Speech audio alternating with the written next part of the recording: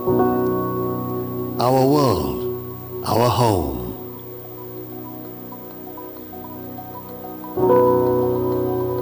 Ever transforming, thriving under extreme conditions, providing spectacle, beauty, inspiration, life. Energy is everywhere, in everything, in our environment, in us. Apply the ocean's currents without disrupting undersea worlds. The future of energy is our future. We share its catastrophes. We possess the power of change to transform the world's energy, to build societies that thrive, feed energy to new places, increase our mobility while diminishing our tracks, working with nature to harness the world's energy. Our commitment is to each other, now and in the future.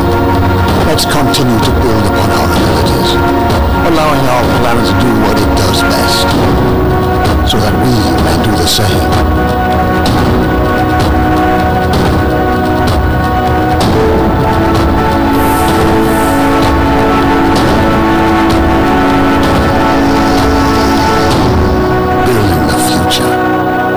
Saving the planet.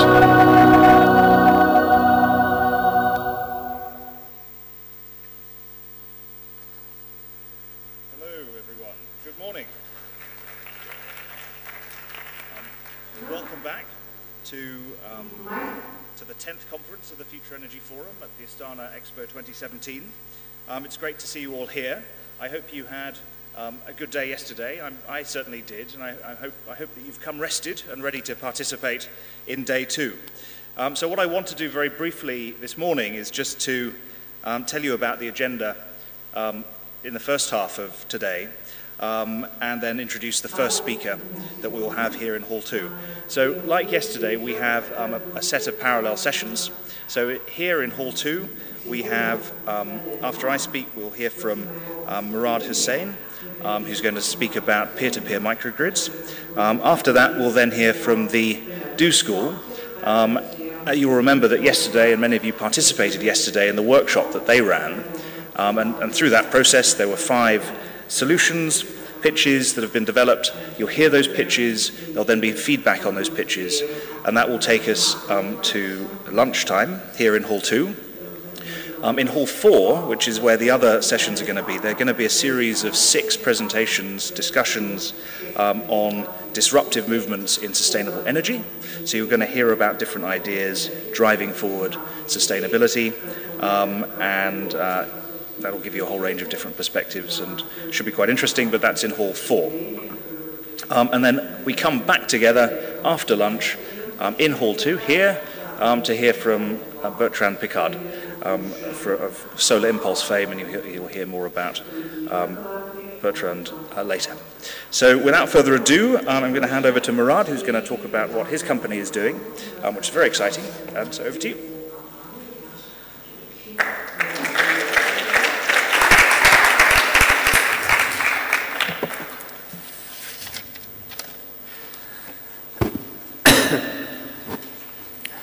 Thank you very much. Hello everyone. Assalamu alaikum. My name is Murad Hussain, and I am working as a project engineer at SolShare. So before the presentation, I want to ask you one question: that which country is the #1 in solar? I want some answer. Please help me. China? Any other? Germany. Okay, but my answer is Bangladesh. See here, this is solar penetration. You know, it's a small bazaar, and you know, it's like 45 system installed. You know, this bazaar. So why Bangladesh? because it's already over 5 million solar home system, individual solar home system, installed, and 25% of rural population used this solar power. 25 million people are benefited by this solar home system. And also, there are 56 solar home system provider working around the country. And also, our government have a plan, to install 6 million solar home system in the end of the year of 2017. So, what's the energy situation of Bangladesh now? So, you see, there are like over 5 million solar home system installed, but still 65 million people are, lack of electricity in our country, 65 million. And also those, who have solar home system, they want more power because they have like small system, 20 watt peak. They only ran like 2 lights, no fan. So they want also more power to their extra demand. And the other thing is, 250 megawatt excess energy every day produced and being unused. 250 megawatt. It's a huge, that's 100 Tesla is driving around the globe every day.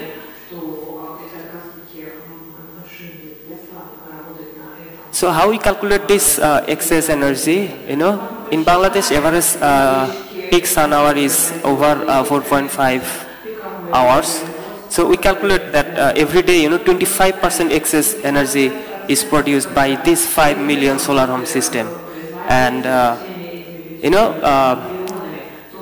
there is no way to store this energy because this 5 million of solar home system, the battery of this 5 million solar home system, can't store this excess energy.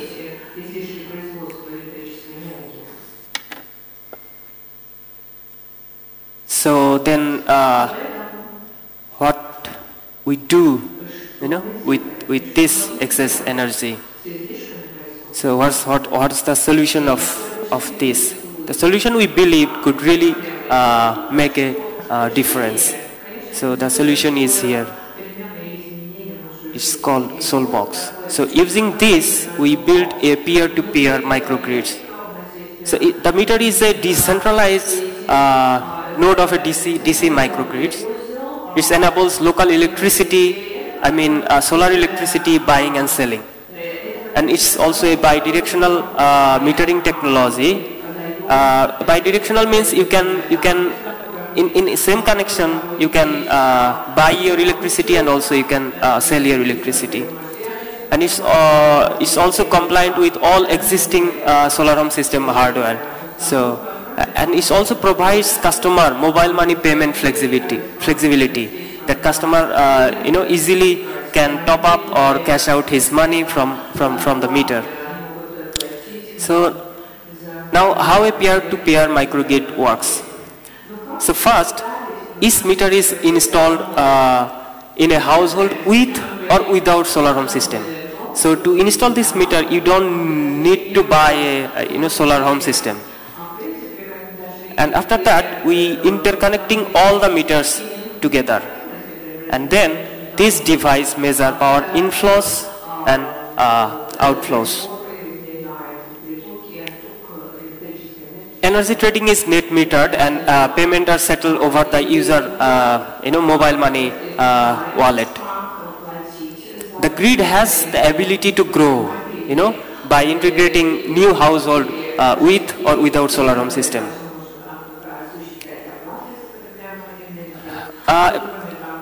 Here you see user are empowered to become into a smart energy entrepreneurs, because if someone want to business with his solar power, he just installed a new solar home system and sell his power to others.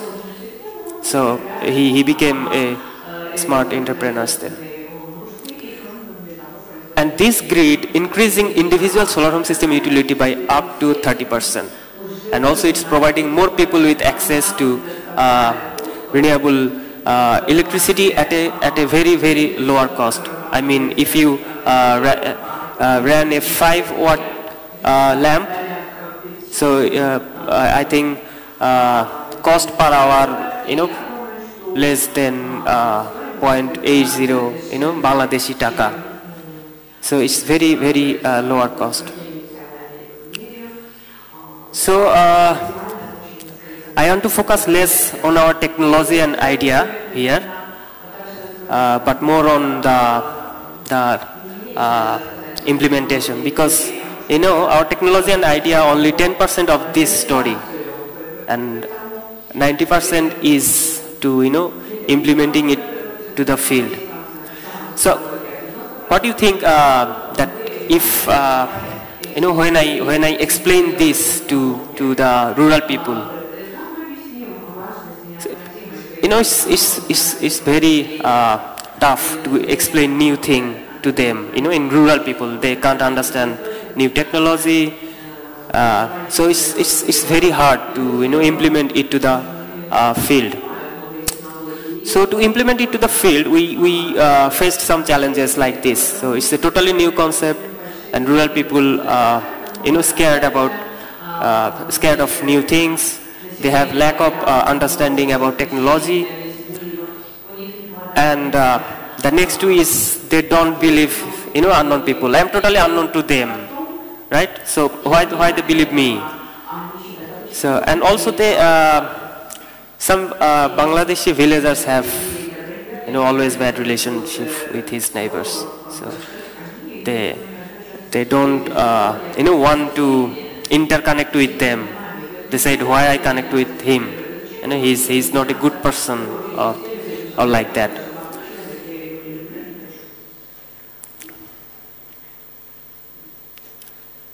So how to deal with these challenges, or how we overcome these challenges?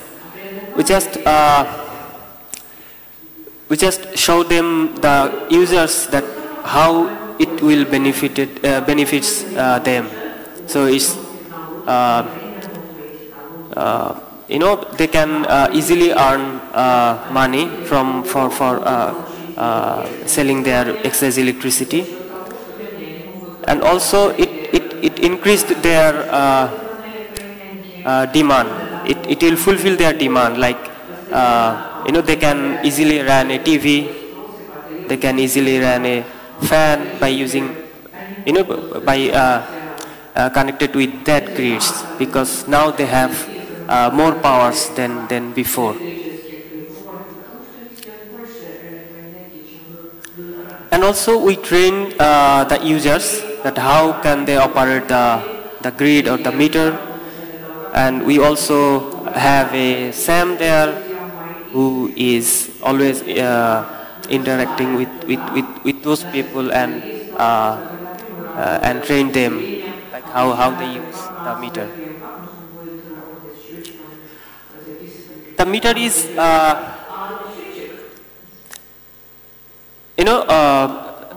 rural people are already familiar with charge controller, solar charge controller.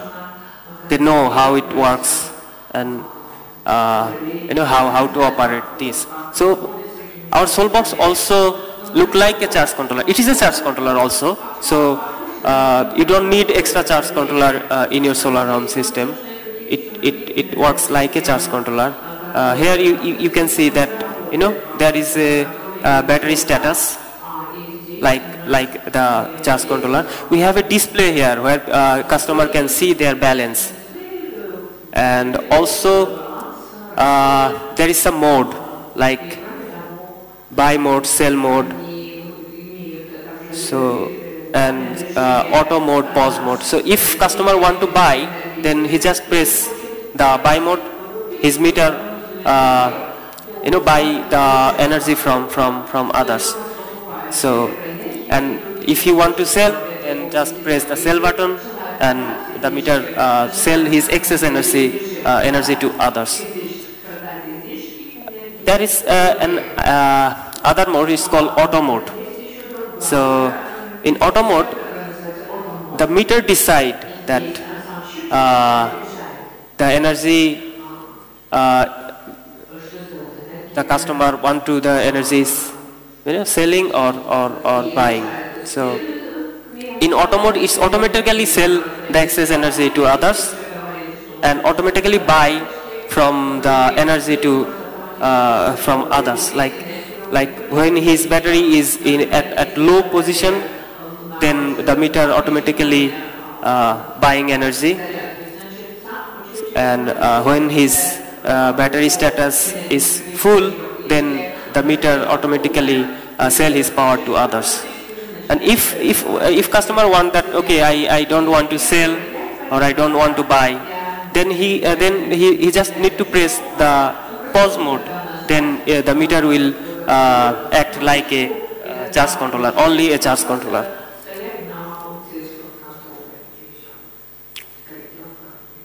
So there is some organization worked with these guys. They are solar providers, so they know the customer, and customer also knows them. They believe on them. So we need some organization like this who can go to the customer and tell them about this thing, that they can trust on us. So they are all of our partners, and also we faced the challenges, like the villagers have a bad relationship with his neighbors. So that's why we communicate with their local community leaders, the community members, who can tell them it's a good for you, and then they will understand them. So that's why we need to communicate with their community leaders and members. So this is our first grid. It's in Shariatpur.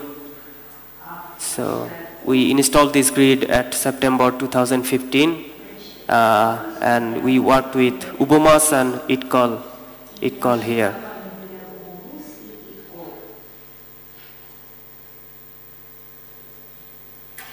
This is the layout of that village. We connected like 7 households there. 6 have their own solar home system, and 1 is without solar home system. We also install a backup system here for the emergency, like so here is some pictures of that village. We call that village is smart village.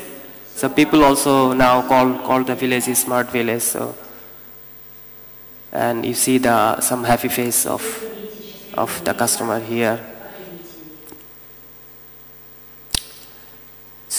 So we also provide our partners some extra features like a Sol app. It's a Android-based mobile application for the field agent. When you sell a solar home system, you need to register your customer. So in Bangladesh, we register the customer using pen and papers. So now it's digitalized. The agent can easily register the customer using his Android phone, and it's very easy to understand. And it's also good for the organization, because now they can track their agent. Are they in the customer house or not? Besides this, we also have a Sol Web. In Sol Web, you can see the overall situation in the grid. So it updated like every 2 minutes. So you have an overall idea that what's going on the grid. Or you can also see the customer consumption, customer's load. Everything is here. And the Solbox is connected with a Wi-Fi network also.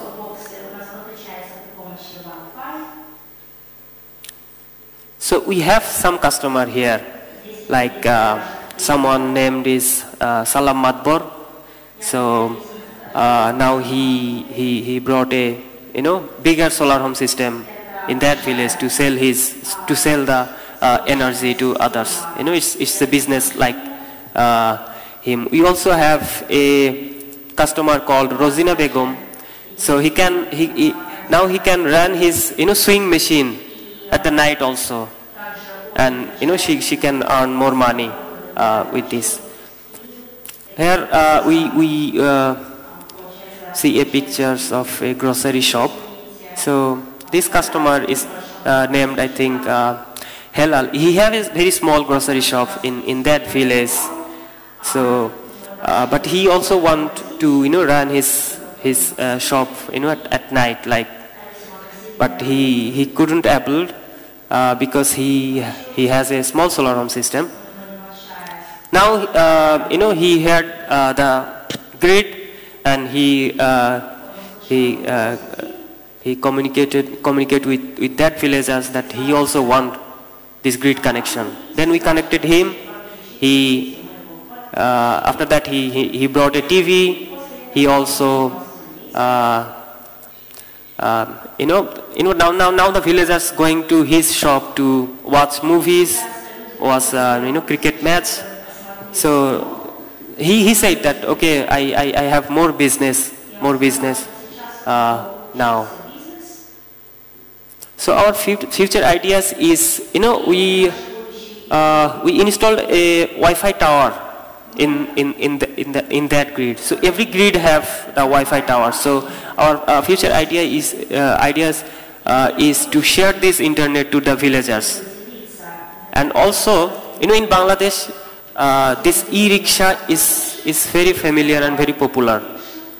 So we have a plan to build some e-rickshaw charging station. Then rural people can easily charge their rickshaw. They don't need to go the grid, national grid charging station.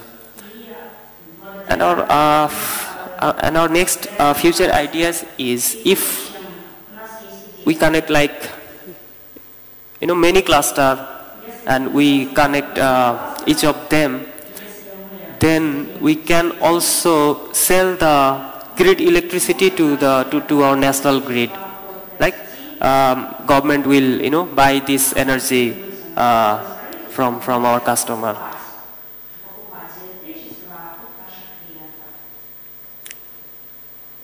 So here is some news about us. Actually, we won the Intersolar Award 2016 for the best solar project, and also we won the UN Award in 2016. So this is it. Thank you.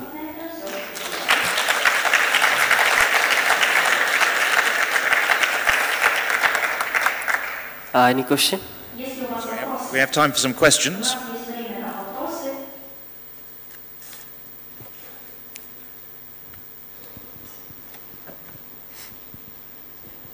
Hi, thank you for your presentation. I have a quick question about specifically your interaction with the public sector. Do you work with the government? Is there any support from the government, perhaps grants? And also in the regulatory sphere, usually the sale of electricity can be guided by certain regulations, and if you can expand on that. Oh, it wasn't loud enough? Oh, so I wonder about your interaction with the public sector. How do you work with the government, basically? For making this grid, government also help us a lot. Like we have a government organization. It's called. So they fund us to build this grid, and also government promise us to to buy this power, and we will sell our power to the national grid. So yeah, it's a long process, So hope we will.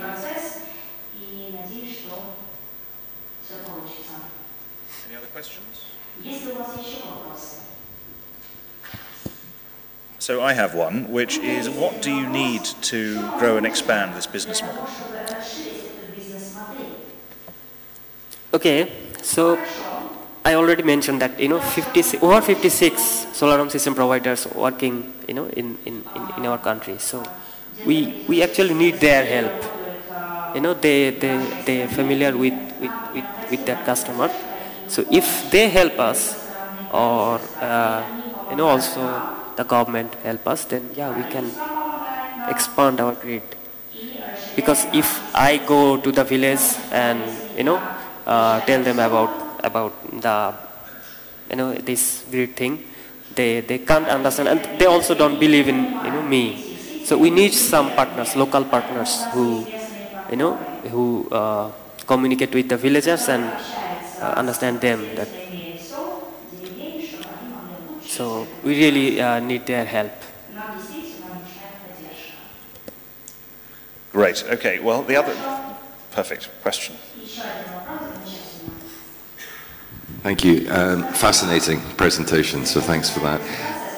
How do individual householders afford the initial system? Because there must be quite a significant outlay for the initial home system.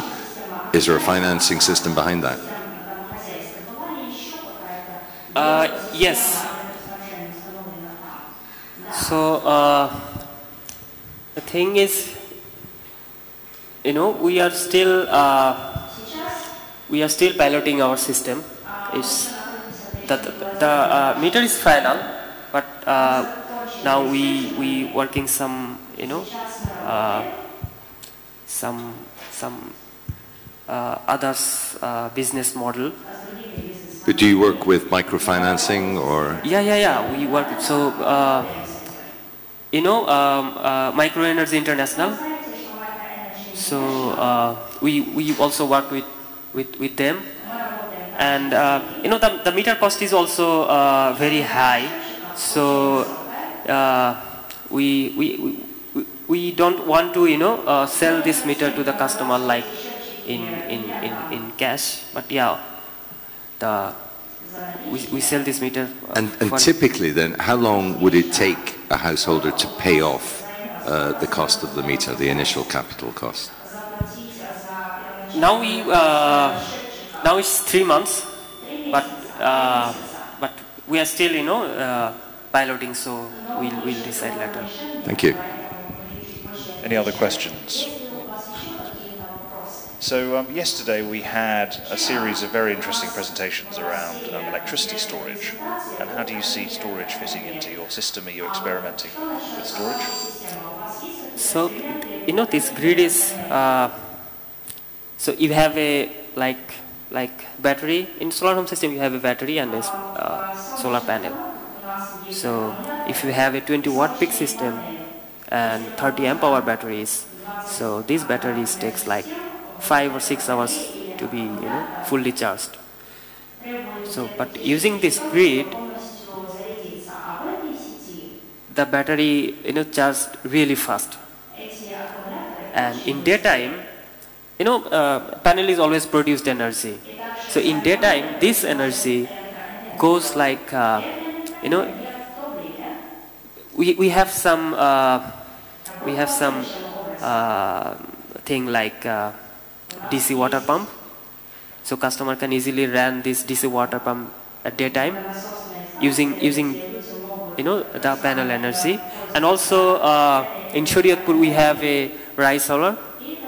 So customer easily ran his rice solar at daytime. So now, you know, there is no electricity wasted. So. Great. The other cool thing that happened yesterday was a company using solar thermal to do cooling. A company called Cooler. I'm not sure if they're still here, but that seems like a potential synergy. We also have a plan like this. So in our country, so lots of organizations want, you know, to build a, you know, this cooler thing. So we are working on it also. Wonderful. Okay, well, clearly a very exciting, entirely scalable model that can transform communities in Bangladesh, but also around the world. So thank you. I have one. So I come from Nepal, very close to Bangladesh. Yeah. And we are also trying to see if there can be ways to like start a mini grid in Nepal. So I want to understand more about like your technology is like only DC mini grid, or it is also it has potential to go to AC. Yeah. And what's the size of panel it can support, like kilo in terms of kilowatt? Any panels. Size. And so is it like right now, if let's say like initial upfront cost is very high, or like how does it work? Like how are you like selling it? Are you selling it directly to customers, or it's like solar companies? Actually, this is now we working actually B2B, like business to business model. So we sell the meter to our solar home system providers. They talk with the customers, and we help them to build this grid to that village. So we actually sell the meter to the solar. Is it like DC or AC? It's DC. Only DC? Yeah, only DC. Okay, so it means like you need, it can run only DC appliances. There is no possibility of AC appliances. Only DC. Sorry for missing that question before. Were there any other questions that I might have missed? Any hands that are going up?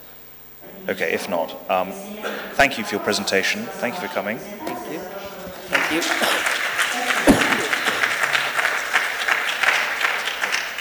So now I'm going to hand over to the Do School and Florian in particular. We're going to do 2 sessions based on yesterday, and we're going to have pitches and a dragon's den, I think, so it should be great fun. To you. Good morning, everybody.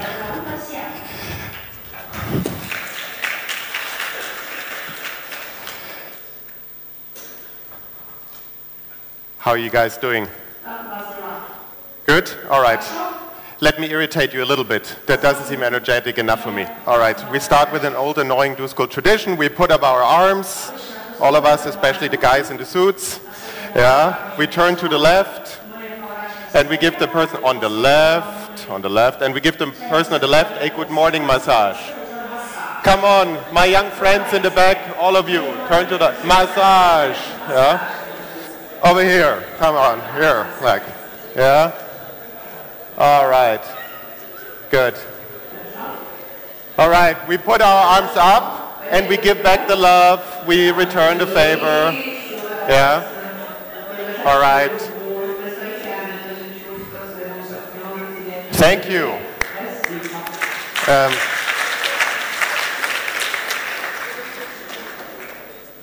Everybody awake by now?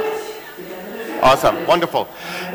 Thank you so much for the previous presentation. What we're going to do now is we're going to take a step back for a second. I just want to introduce to you what happened yesterday, and also importantly, why it happened.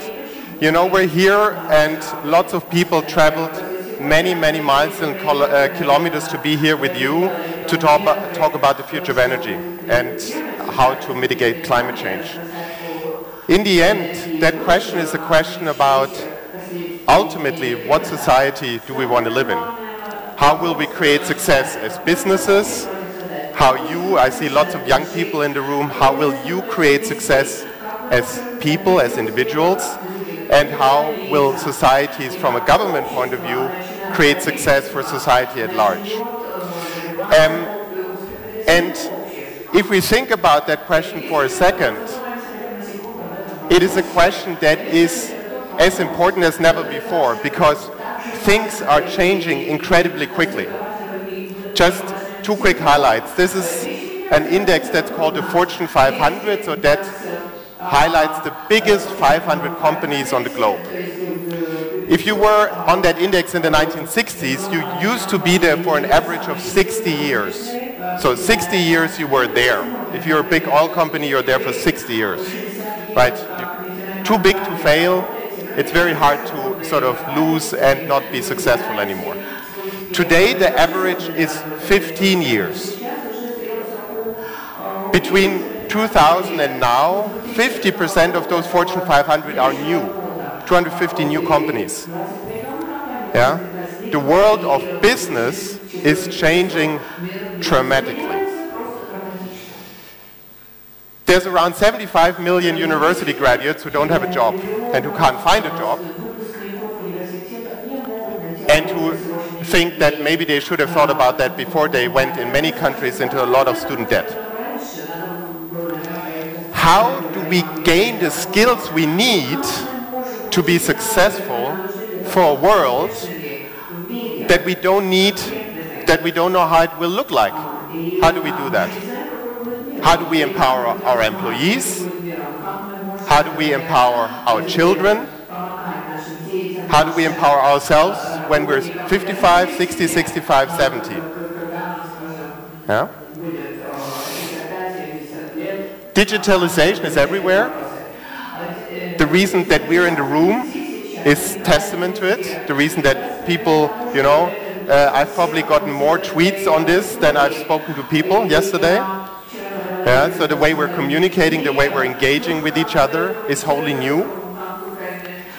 And if we look at the world, especially, but not only in questions regarding to energy, how do we think about tackling some of the big questions?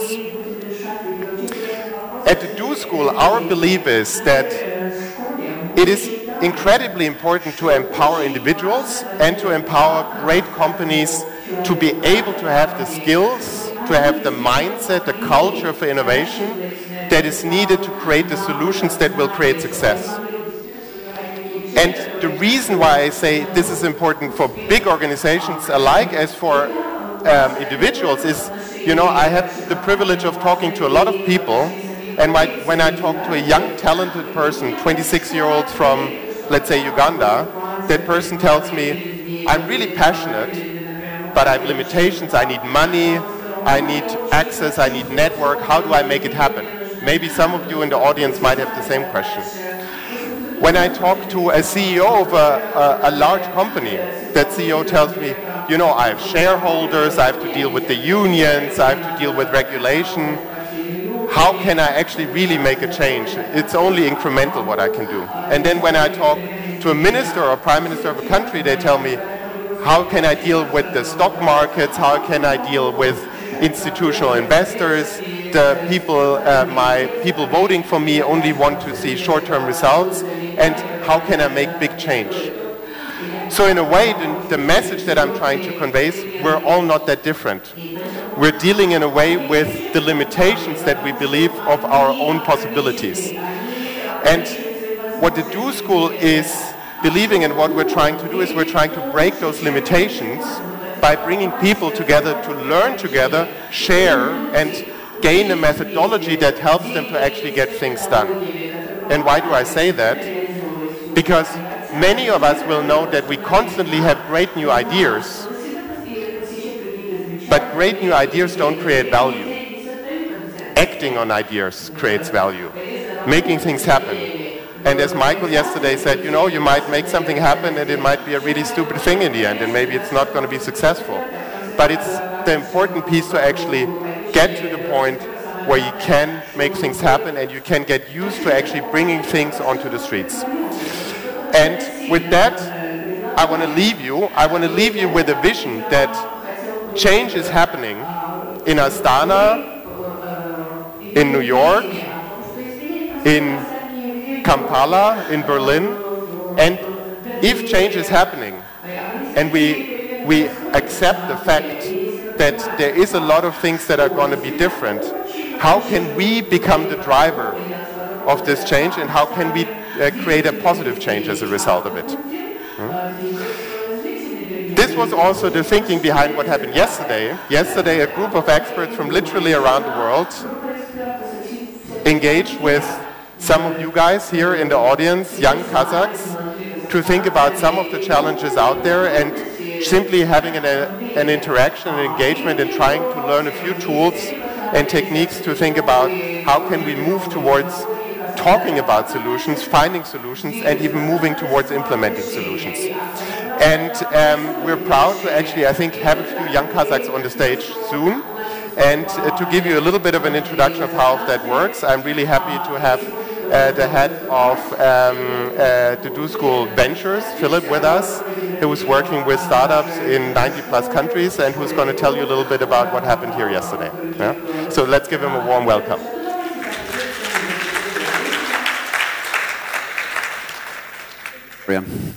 Thank you, Florian. Yes, as Florian explained to you briefly, we had a very exciting afternoon yesterday. We had experts from different fields all over the world, experts in their fields, but we also had Kazakh students from high school and from university co-creating together with the experts and also with a couple of alumni. So these are entrepreneurs out of the Do School community who helped also co-create the solutions. So I want to do two things. I would like to give you a brief insight how the afternoon went, to explain you a little bit the context, how we came up with the solutions that then will be presented by through our pitches. So we were here, 5 pitches from the different groups, presenting the ideas that we came up with yesterday. So yesterday we started out presenting the 5 challenges, and those were presented already yesterday, so just going briefly through them. We had one topic talking about sustainability in cities. So how can we improve cities, big urban ecosystems towards a sustainable system? That was group number 1, so it's a very big challenge, of course. The second one is how can we make impact investing more accessible to the general public? So we see that impact investing is a topic that a small elite is thinking about and driving forward, but we want to make this accessible to everybody so that the general public, everybody can actually engage and make a difference through their monetary contribution. The third topic was all about promoting local sustainability initiatives in emerging countries. So that was also very interesting challenge, of course, also relevant for the Kazakh context. The fourth one was about wind energy. So how can we overcome the resistance to wind turbines in rural areas, which the companies are facing in many contexts, many countries. And the fifth challenge, very interesting also, promoting renewable energy in emerging economies, and how we can do that. So you see, it's very broad and complex challenges, and what the Do School is all about is creating very concrete solutions. So we didn't want to think about it on a high level, but really get down to business and create very concrete solutions for these big questions. So these, of course, are only one answer. There are many possible answers, but it was important for us to create very concrete solutions together with the students, so that the students created these solutions. So just to give you a brief insight what happened yesterday, of course we had a kickoff explaining the whole process. So we took the people during the afternoon through the Do School method in a very condensed process. And this always starts with understanding the challenge. So we broke up in the 5 groups, and in these groups the experts explained the challenge, gave a little bit of insights, background knowledge, and also what are the problems and what are the leverage points that the experts see at the moment. Then we went right into doing. So we started with a brainstorming exercise, coming up with the first ideas that came to mind about this problem. Then we took a next step to understand the ecosystem a little better.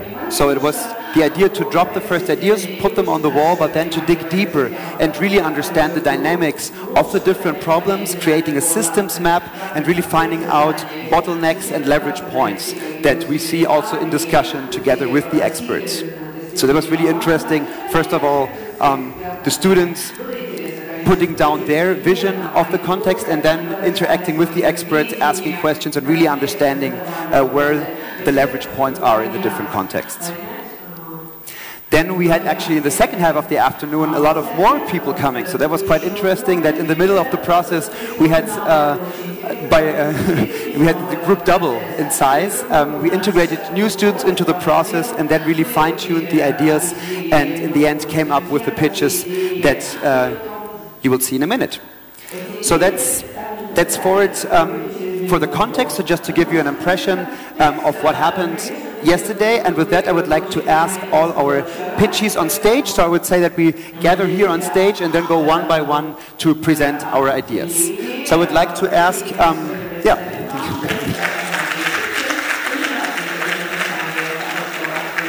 So I would like to ask on stage Sophia, Ayman, Samina, Katie, Anastasia, Alex, Tojan, and any other pitcher if I've forgotten somebody. So great, and we'll have a microphone for you. So will we do all the pitches in English, or is there any pitch also in Russian or Kazakh? All in English? Great. Wonderful. So with that, I would say give them a big applause. So when they come on stage, we give them a big applause. And also at the end, we will have time for the questions at the end. So we'll run through all the pitches one by one, and then we come together and we'll open up for questions to the general public. So be a little patient, and yeah, very excited to hear the first pitch. Thank you.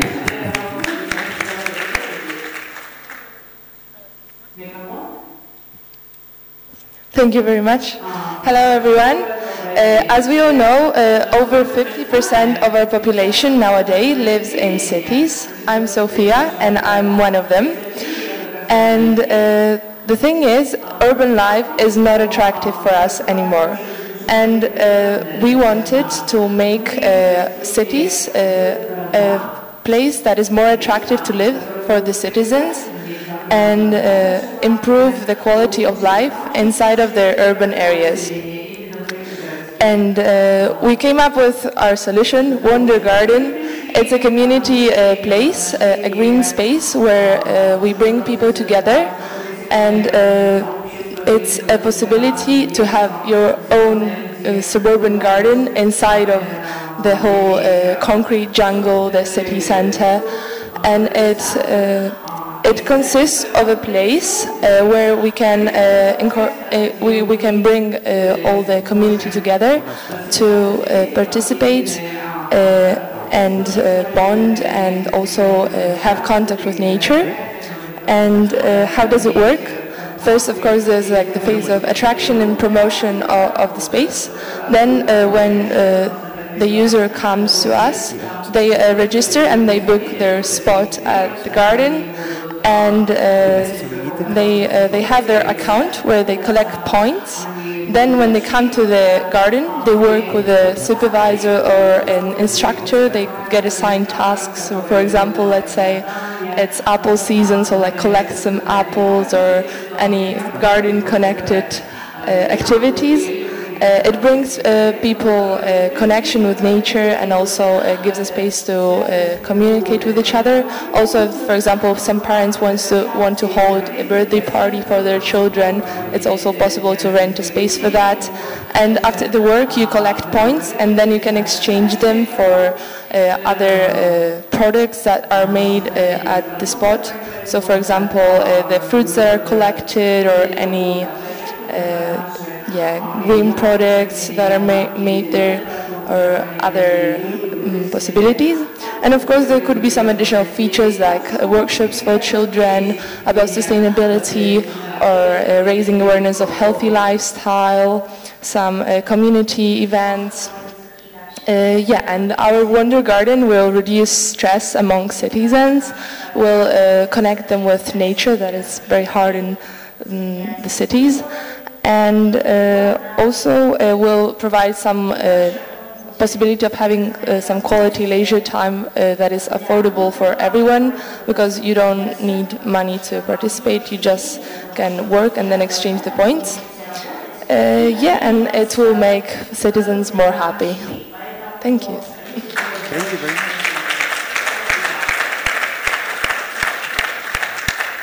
Thank you very much, Sophia. Then, yes, you can take a seat, and I would like to hand over to the second group, and we would start with Ayman. So please give her a big hand. There you go after that. Oh, I have so much money, but I don't know what to do with them. Would you suggest something? Yeah, it's not a problem, Samina. I found this new cool app called Invest App. It helps people, investors, to find new, fresh startups, and helps to find startups, new investors. I recently found funding actually for my new startup, and because I didn't have a whole team, I also found my team because there's this service. But I don't want to invest a business that I want to invest in only in Kazakhstan. I would like to go global. Like, what would you suggest? Yes, of course, it's international, it has all the languages in the world, so you're not limited to finding only investors or your team in your country. Besides, it has a very fresh and cool design that even a newborn can use. So think about it and let me know. Thank you so much. That's a good suggestion.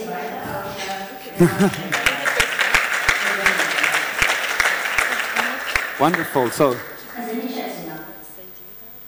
exactly. So that was the first idea of the second group, and actually we have two ideas presenting out of the second group about impact investing. So that was about the technological solution and app, and now Samina is going to present us another idea which she came up with during the workshop. So just a quick show of hands. How many of you watch TV series, like any kind? Yeah, like most of us, right? So now, do you think that they can teach you something? Yes? No? Just a show? No? Yeah. Okay. Because if you thought that TV series cannot teach you anything about business and investing, you haven't considered the idea of a reality show where all of the investors and entrepreneurs come up together, and in order to like entrepreneurs come to pitch their ideas and get an offer from an investors who are self-built successful entrepreneurs, and for entrepreneurs to find an asset that they can invest in. So basically how, just imagine like if we had this kind of show that would allow everyone to that will ease the access to get investments, to promote your business, to promote your startup within a country or even globally. The benefit from that is that it's not only it's not a private thing. You also get streamed live on TV or online.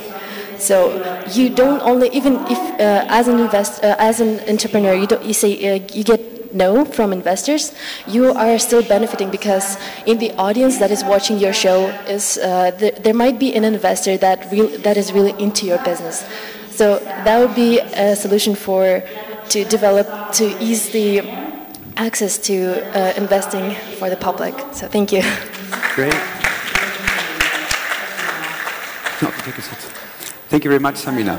Great. So with that, we already come to the third challenge, and I would like to ask Katie to the stage. I just saw her. Group number 3. So please present your solution. Okay, great. Hello. My name is Aygarim, and I want to ask you, have you ever heard about Belt and Road Initiative? Yes. Its purpose is to increase interconnectivity between China and Eurasian countries. And Kazakhstan is also involved in this. And unfortunately, only Kazakh government is benefiting from this, and most of the locals don't know anything about it. So the main problems of this is that the barrier is the language and cultural difference, and also the historical background. It's known that there is a fear in the community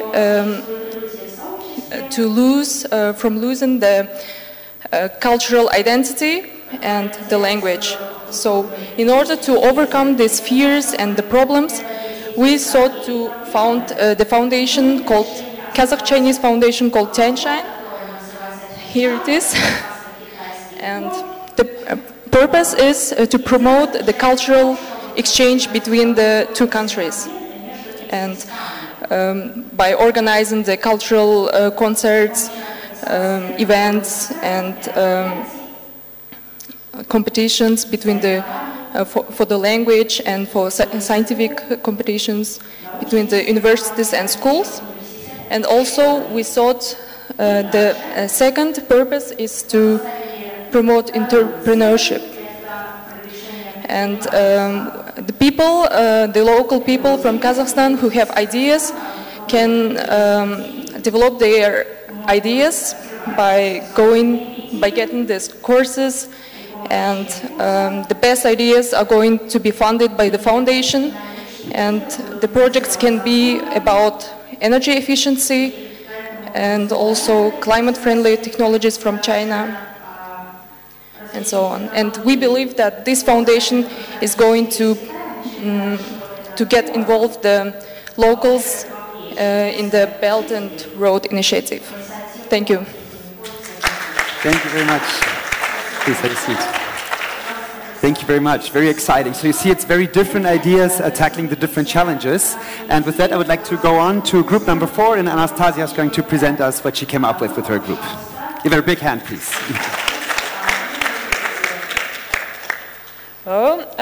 Yesterday we developed a company, and it's called Burkit Partners. Burkit can be translated from Kazakh language as an eagle.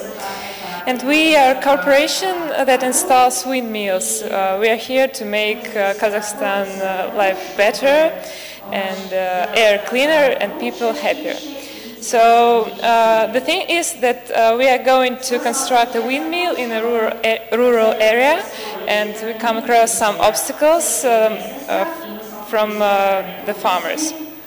And let's imagine that we go to a farmer and he has some BS about windmills, like that they produce a lot of noise, shadow, and some other issues related to this construction. And the thing is, the best solution is the simple conversation. We can discuss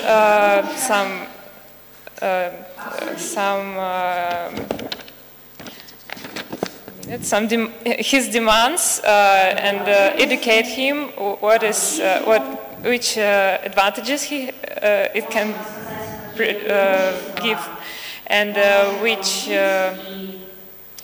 which disadvantages as well. So we can communicate with him and listen to him carefully. So let's imagine that he asks us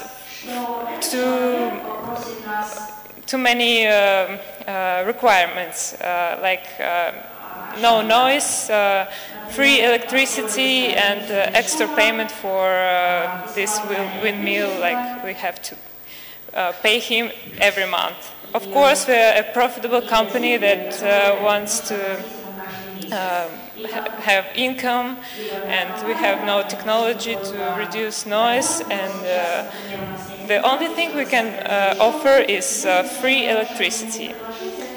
So as a normal person, he wants to ask around, he goes to his family, his friends, and he wants to check how much energy he consumes, and his wife and, for instance, friends consume.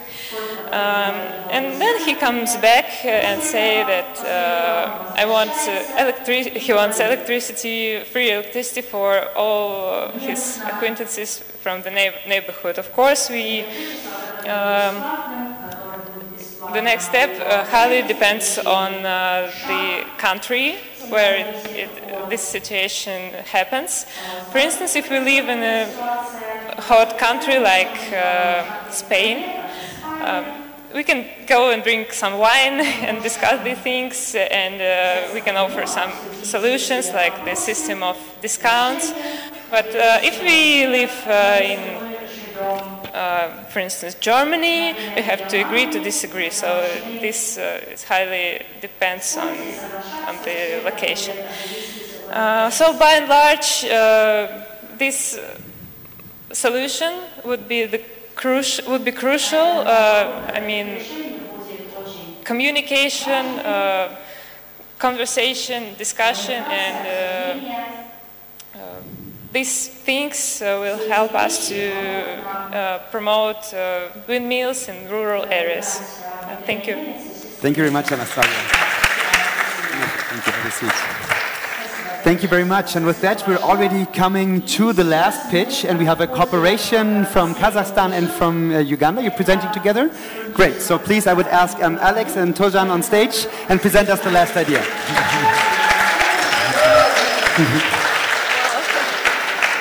Thank you. My name is Alex, and with my new business partner, we are here to present about our challenge that we developed yesterday and the solution. And before I start with our challenge and the solution, I would like to ask you a question. who of you knows Elon Musk? Well, I have heard about Elon Musk. His new great idea is about to develop or create rain. He has developed a technology for making rain. And why is he interested in making rain? Well, he's motivated by the idea to tackle the challenge of climate change, but at the same time avail water to water-prone areas around the world. And we believe his technology is going to disrupt food security and famine around the world. But the technology is not a problem. And we have developed a solution to popularize the technology. And this is what we are here to talk to you about. Yeah, as Alex said, we have the technology, but the bigger problem that only few people knows about it. And the first step, we have to make a lot of people be aware about this problem. We can do it through the global media like Facebook, Twitter, and Instagram, where your post can bring a lot of people to our website, where you can get the video, charts, where you can get more details about the technology, share with it, and moreover, you can kickstart. And if you are really interested in this technology, you can invest some money. And by doing this, we can make a new correlation, new wave, where we can involve people like famous people, advocates, and politicians, and just people like farmers and others. We can give some stories about this problem, and in the end, we will make new movement where every new movement of happy people, where everyone has water. Well, the technology is not new, and we have the technology in our hands. But we have also the power to make it accessible to everyone. So I would like those who are committed to come and we talk. Thank you. Thank you. Thank you very much, and you can stay on stage if you want. So please have a seat. So thank you very much, and I have to say congratulations to all of you. This demands a lot of courage to stand here on the stage and talk in front of the expo crowd. So a big hand for all of you. It's a very great ideas and a great courage. And we would like to open up now also to your questions. So you heard some great ideas. So I would like to hand over to Florian again and to see what questions are out here in the room. So any questions from you, from the audience? You heard the 5 pitches.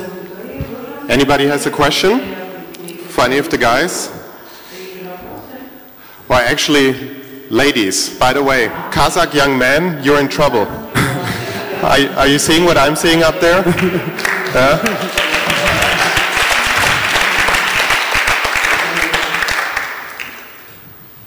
Any questions for any of the pitches?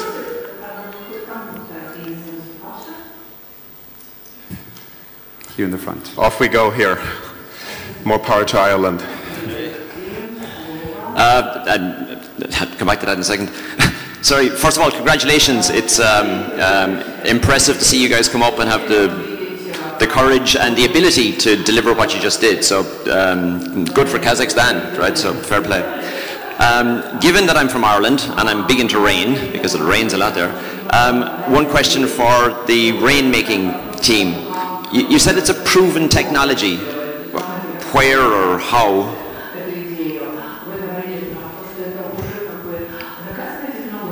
The technology is based on Tesla technology, and it has been developed by Tesla.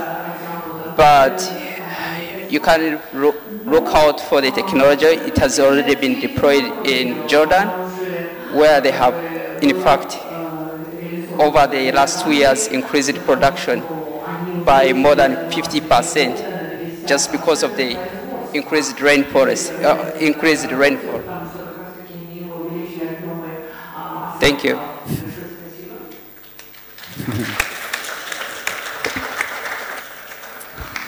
Any more questions? Ricky. I have a question, I think it's Ayman, about the TV show. Samina, yes. Oh, Samina, sorry. I wrote it wrong. So. I like the idea very much. If you're a startup and you want to pitch your idea to a wider audience and hopefully to investors, how would you approach it? Would you also focus on the challenges to do in your business, or will you focus only on the good side of it? You know, how much return on investment is possible, and how that I would be interested how to find a balance there that you can focus on the negative side and the positive side. I was curious how you would see that.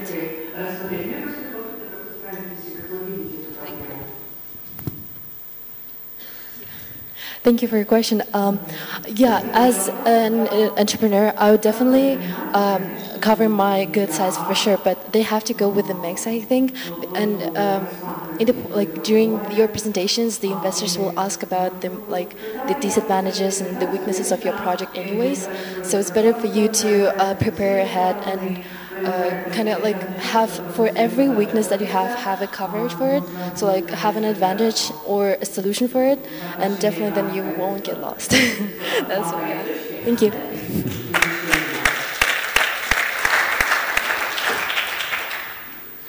Michael. I'd like to know who is going to do something with their idea. What is the first thing that you will do?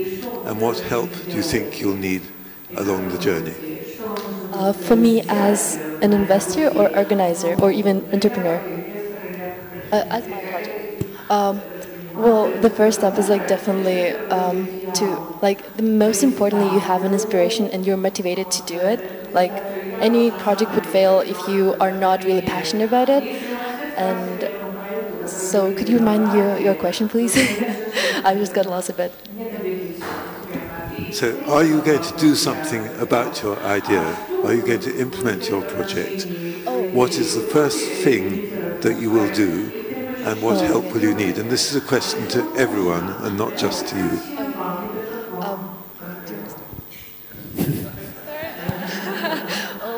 For sure, you have to. You have to find really good entrepreneurs, depending on the country you are in. Find for example, the billionaires or the people who have or already own their own corporations, and offer them if they would like to start this kind of show, and then kind of start a partnership with them. And then since you have an asset, the investor is already kind of investing in his or her own show already. If you have seen the Dragon's Den or Shark Tank, it's really similar TV show. So this is so in those shows, the investors already can invest in their own project. So basically, if I was an investor, I would definitely I have a capital to start my own TV show, and at the same time, I will get you will get an offers from other TV networks to stream your show, and this is how the business on TV goes usually. Yeah, thank you.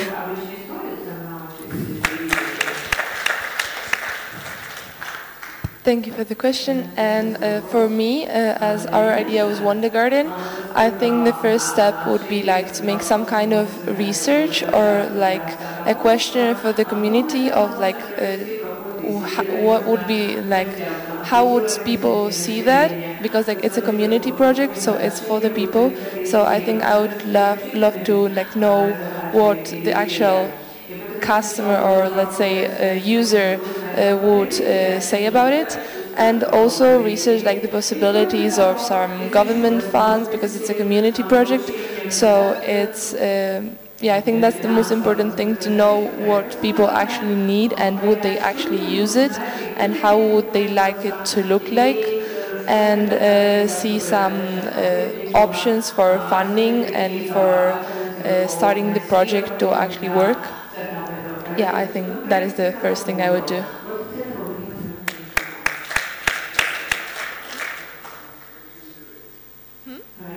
Will I do it?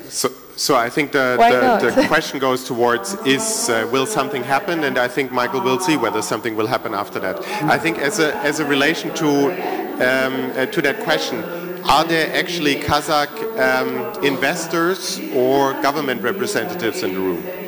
Can I see a show of hands? Any Kazakh investors or government representatives? All right, so this is where we need to get you guys in front of in order to, I think, take next steps. We would have time for one last question if there's any. Last question, any takers? All right, wonderful. Then I would say, you guys want to share something else? You wanted to answer the question as well? All right, thanks for reminding me. Off you go. It's a nice question, actually. I think we will contact the Ministry of International Affairs of Kazakhstan and China, and then we'll promote our pitch, and then for the funding we'll contact the interested enterprises, industries that have already the partnership with China. And then we'll promote our pitch, and I think they will agree, and we can find our funding. So.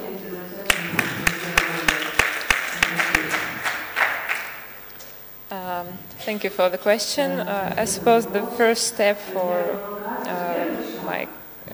in my case would be sending official letters to the farmers, and with regards on the size of the village, it would be either face-to-face conversation with farmers or special meeting in this, for instance, in the Congress Center or something like that.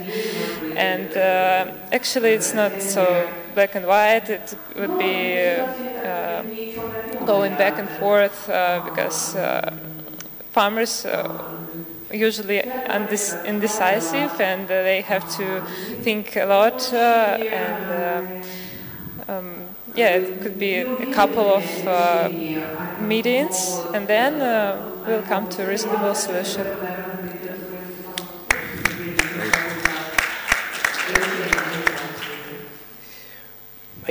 So my partner here is a great digital designer, and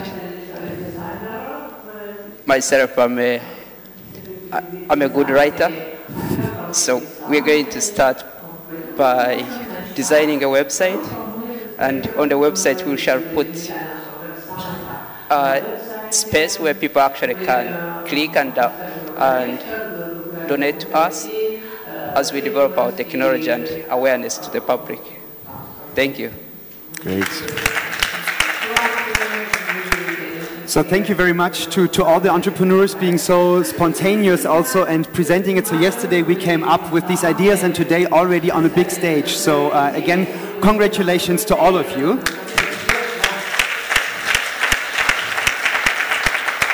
And of course, there's no pitch event without a winner. So actually, we will have a panel discussing some elements of these ideas later on, and we will also have a winner who will win the Future Energy Award later on. But more to that in a minute. So with that, thank you, and back to Florian. Thank you, guys. And if you like, maybe you stay together for a little bit in case some of the next speakers have some questions. All right, wonderful. Tremendous to see what can happen in an afternoon.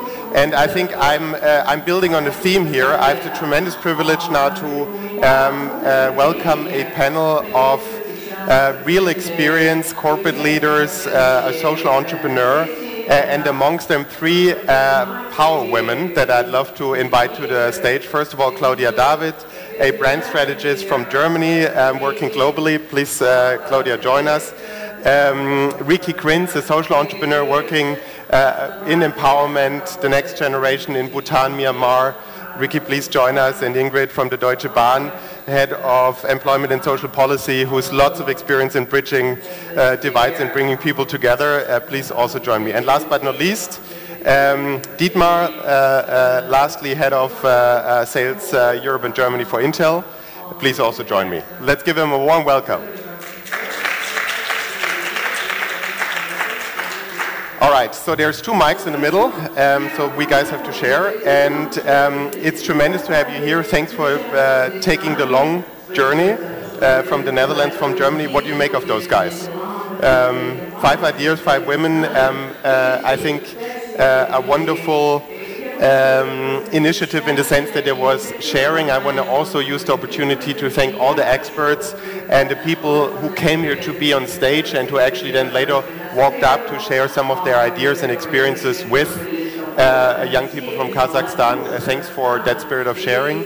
And what are your first responses? Who wants to give it a go? Claudia.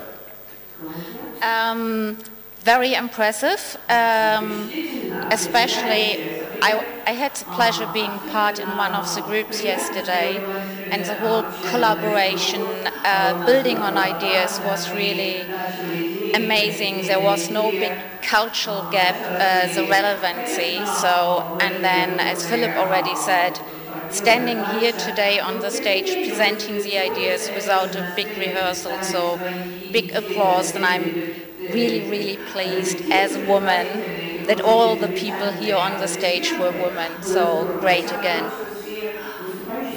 Thanks, Claudia. Ingrid. Yeah, I would just I had the pleasure to attend the yesterday evening's afternoon session, and I was really impressed about the process. How much can be generated in such a short time, such a short amount of time. And I was impressed to see the picture of these 5 talented women up here. I just took a picture to take it back to Germany because I'm not quite sure if it would have been the same picture in Germany. And the guys we saw yesterday afternoon, I don't know where they are today, but so give a warm hand again to these courageous women. Thank you. Great. Absolutely, I totally agree. I'm very impressed, but I had overall coming to Kazakhstan. It was one of my wishes, and so I was very happy to come. And I'm really impressed with overall the hospitality and the kindness of the Kazakhstan people, but especially the women of Kazakhstan. I'm very impressed, and this morning we can see it. So really, chapeau. Thank you. Thanks, Ricky. And Dietmar, anything that particularly struck you, something that you liked in particular about any of the 6 different presentations in the end? So basically I have a favorite already since yesterday, 1.5, I have to say. Just to repeat what the Power Woman told already.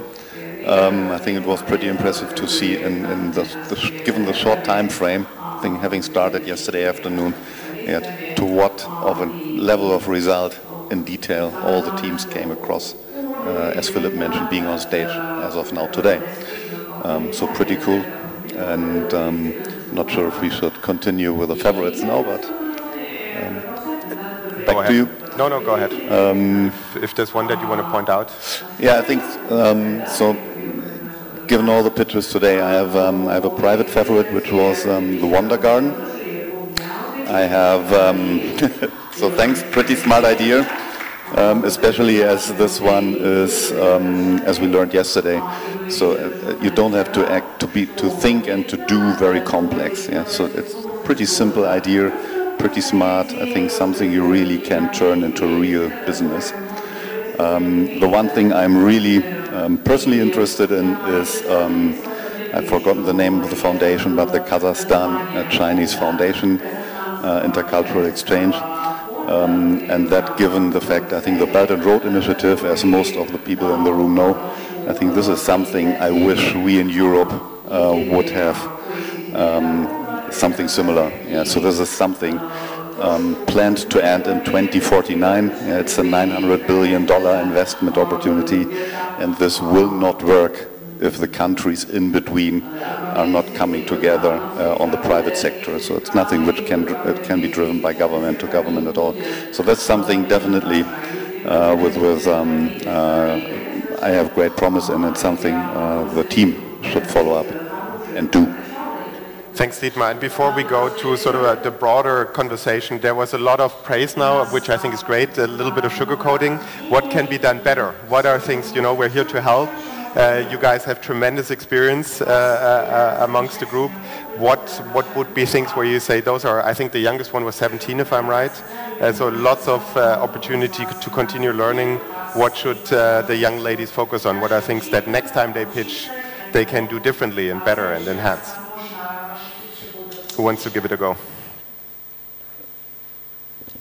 So, as I have the mic still in my hand, I think Michael's question was the right one, and that's something I would like all the teams to at least close the pitch with in the future, right? So what's the next or the real first step to kick the things off, or to speak do-school language, to move from idea to the doing. And I think there were some responses being able to do that. They have thought about that, but given the short time frame, not all of the teams. But I think that's a key question, because if you are able, even mentally, to do the first step, then things will flow. I like to add to this point. I agree, Michael, great question. So definitely have a plan what you need to do next. But think about a core visual, especially if you present, because it helps the memory, it focuses the investors, it gives you something to hold on to. Not a big presentation, but at least one key visual. Yeah, I would like to add to that, because that is what I really liked about Tianshan. I think it's pronounced like that, I hope I got it right. Tianshan, the Chinese and Kazakh foundation, they invented a logo and something that's really catchy, and I think that was great, and that could be shared by the other pitches. So, great example. Ricky, you work a lot with young people, especially in Asia. Anything sort of from your experience of what you can recommend as something to get better on? To be honest, I'm very impressed with the presentation of all the 5 candidates, and they are very 4 candidates. Sorry, with Alex. They came, for young people who are not experienced to speak for an international audience. I'm impressed, especially in Asia. People used to be very shy, so compliment. Everything is communication in this world, so speaking good English, or if you have a Russian audience, speaking good Russian, that's of course is a very important skill you need to have. And secondly, you have to breathe the project you want to do. I mean, by saying that, it has to be so important, and you have to be passionate about it. That is something that is very, very important. Thank you. Wonderful. So I think the overall feedback, again, continues to be really positive, which I think is lovely. So thank you so much for that. I would love to broaden the conversation a little bit and put it again within the context of, the future of energy. How do we deal with climate change? What is actually the change that needs to happen, and who's responsible for that? And Ingrid, maybe starting with you, picking up on what Richard said yesterday, a lot of change is going to come from the private sector, because it just makes good sense to think about sort of businesses and business success that actually also deals with positive effect for the environment, for society. But the question then is, how do we get this done? What do people need? So how do we create that kind of innovation in big organization? And you're somebody who deals with, with employees, with unions. How do we make that happen? I think if you look to Europe, especially to Germany, the sustainability strategy within a company is key nowadays. You have to have it, because customers are looking for this, and employees as well, and candidates who want to join your company as well. Especially the millennials, we see them in this room here. They're looking for a company, for an employee who doesn't only care about profit, but about people and the planet as well. So you have to have these three pillars of your strategy. And the huge companies, the huge global companies do have it. Deutsche Bahn has it as well. We really take care about what footprint are we leaving, CO2 footprint are we leaving on this planet, and how can we reduce the impact of our products for the planet. So you have to have this strategy to attract employees as well, because the market in Germany is getting tighter. We are fighting for talents. We have a war for talents in Germany, and I think employees can make an impact, and candidates can make an impact and influence companies, because they decide value-based where they want to work. And I think this is a huge empowerment of this generation, and they should be aware that they have the power to influence companies about their strategy and how they decide. And if the strategy and the values are in place, and there is an organization like that, what would you say are the 2-3 key skills to really get things done? How to make it happen? Because we're dealing, especially with energy, like with Deutsche Bahn as a mobility provider, we're dealing with a huge problem, right? So there's investment, there's infrastructure, there's regulation. So what do employees need to be effective? I think you have to have a more general knowledge and general competencies. And you really have to do your business case. You have to talk about the profit, because without profit you can't do anything. You can't make ideas. You can't make ideas into things done, getting things done. This is one thing. You have to do that. And you have to be aware of the people perspective as well. You have to care about employee satisfaction as well. You have to ask people how they feel. Because if you want to change things, and every company nowadays is about change, you really have to be interested in what your employees are thinking and how they see their work in their workplace. Because they know their workplace and how it's done efficiently the best. So this is really key, and you have to take care about environment as well, because there is no contradiction between environment and being efficient at all. It goes together, and you have to have the picture of it all. I think this is key. Great. Dietmar, just briefly building on that from a technology perspective, especially if we think of a concept such as leapfrogging, right? And we're sitting in a country which is in a way relatively young, where there's lots of development happen, lots of young people.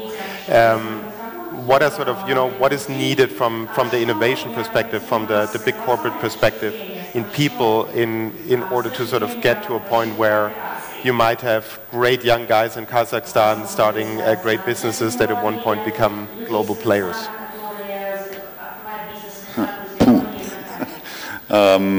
You've got 30 seconds. That's an interesting question. I think to some extent we got at least parts of the answer in some of our pitches.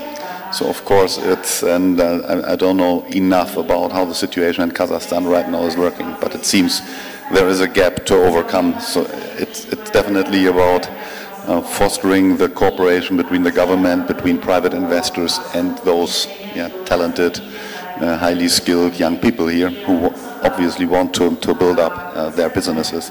So that's definitely something which in the pitches we heard about was also covered in, I think we had the TV show proposal who wanted to tackle that one.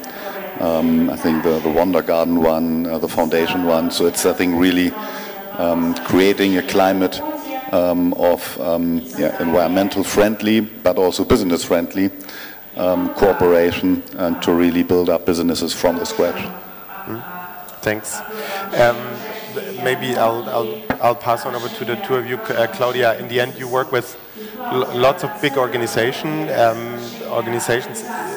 would say in the end, you're a bit of a storyteller and sort of help to give sort of brands exposure. Again, sort of breaking it down to the individuals, right? If we think about business success, societal success, how do we make it happen? What are the skills in your experience? What do you think globally is needed? And maybe is there any learnings that we can transfer for here or for the energy sector? I think I go 2 steps back. The biggest challenge I think, especially big companies have, is a matrix organization. It's a classical structure. It creates silos. It creates individual power in departments. There's an old management style, which means information is power, no sharing.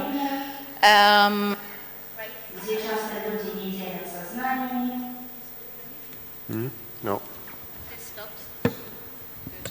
I talk too much, so I get a new one. So that's one of the big challenges. So it's about breaking this down. The younger generation behaves quite differently. Technology helps. It's about open information. It's about participation. Great ideas can come from anywhere. It has to be easy. I think that's another thing. People overthink. Big corporations always start with, here's my big process, here's all the people who have to agree. Before we haven't agreed this, we can't move forward. It needs agility, and that means tomorrow maybe something else is there, another decision, it doesn't matter. So more or less like going back, it's about easiness, participation, and really being agile, not to being fearful if not everything is buttoned up. That's the key thing for big companies to create change. Thanks, Claudia. Ricky, 3 people that are used to working with very big organizations. You on the other end as a social entrepreneur who's passionate about empowering especially young people in countries like Myanmar or Bhutan. In a way, exactly the same question. What do we need in terms of skills, in terms of empowerment, in order to create the innovation, maybe in your point, bottom up, to create thriving communities? Nowadays, with young people, even in a country like Bhutan that is quite isolated from the rest of the world, and Myanmar, most of the young kids have some skills to speak English, and with those skills they have access to the rest of the world through Facebook and Twitter and all the websites that are there. So I'm always quite amazed about the awareness that's there. They're knowledgeable about the state of the world that we're in, that we have to be green, that sustainable policies need to be in place, but they have no idea how to do that, of course. And so that is all, again, education. In those countries, education is very based, most of the time it's low quality, very focused on their own little place where they live, and the young people have not much knowledge about money, what money means, what money can do, where you can get money, the responsibility when you have money, how to deal with that. So that is something that I saw as a major obstacle, but what they have a good view what is needed and what can be created, but the skills to get there, they are lacking. And sadly enough, the governments, especially Bhutan is a very government-ruled country, they don't provide skills or schooling to address that. And what, in your view, just to be concise again, sort of what are the sort of the 2-3 most important skills that you're working on that you think, you know, are universal in the sense that they help us move status quo forward? Yes, the important skills is again communication, that they know the languages,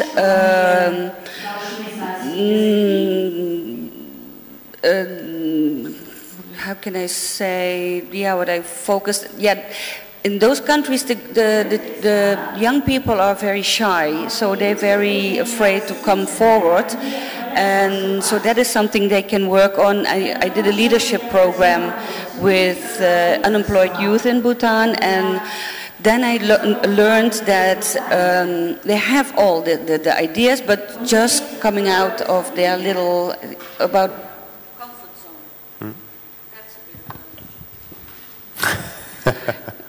We're having like a rotating mic here. So, you know, they give them a training to come out of the comfort zone, to learn to have their voice heard. That's a bit of that's a major challenge. Mm-hmm. Great, thank you. So I'm gonna ask you one last group question that I hope will be a little bit of a hard one, but then I'll try again to get a conversation going with you guys. So I would really love this to become more of an interaction. You know, we try to get some of you young people on the stage. Now we have lots of us sitting here again. I would really love to get a few more questions in. So think about what you want to ask our panel. And my last question is one that I guess I imagine is not one that's so often asked to people from the private sector or social entrepreneurs. So if we again think about sort of, you know, the UN agenda, the government agenda, think about Paris Agreement, 2 degrees goal, and think about all the things that we've heard about this morning, yesterday, the different components, what kind of energy, how to get to renewables, how to think about government incentive systems, how do you think about, you know, what's actually the business part of the oil industry. So, and if we then look at it again from the people perspective, if we all agree that in the end it's going to be people who will make that change. So I want from all of you a recipe of how do we get from a situation where if we look at the measures right now, we're not going to get to the 2% or Richard's 1.5%. How are we going to get there, you know? You're dealing with a state-owned company with all the different stakeholders. Claudia is advising a lot of powerful people. Dietmar, you've been running a big business. Ricky, you see what actually needs at the bottom of the pyramid are. How do we get there? What do we need to get this moving and done and get it out of the big conference rooms and into the actions on the street? So whoever wants to give it a first go, but I want all 4 of you to give me your take, and then we'll open this up. You have the solution? Amazing. Yes, for me it's quite easy, money. We need money, and we need senior people who have experience, work with young people in the field, with communities, and then you really get things going. Put all the feet in the mud and start working. Okay, so pour money at the problem, bring experience in young people together, and that'll make the change. All right. One part of the answer. Who's going to give me another piece? Yeah, I think that it's pieces of an answer, I guess. I think it needs something like a grassroots movement. You have to use social media to create awareness, more awareness, to connect people, changing mindset, shifting mindset. And it's hard to do, obviously, because we don't have enough impact now on what we are reaching and how we are reaching our goals.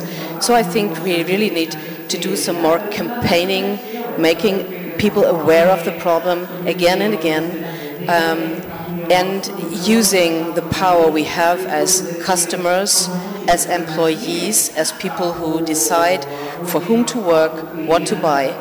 And we really think, I think it's about awareness, grassroots movement, and campaigning. Mm-hmm. So I have finances and bringing people together. I have the mindset, in a way, sort of the consumer decision making, and sort of trying to really push the agenda from a consumerist point of view. Mm-hmm. What else? Claudia's like, oh, this is this going far enough? I think there's so many great initiatives and really innovative ideas out there. Too many.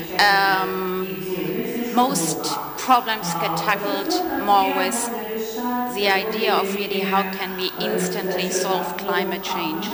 I actually believe it's about teaching people as well how to adapt to climate change. It can't be done reversed.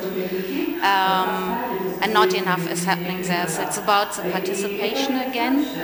Make it easy, because for the general public, I sense there is a kind of feeling of inertia. There is so much happening. Governments make programs which are educating, raising the finger, don't do this, save water. But it's really, if I see on the other hand a big company that wastes water, why should I do something?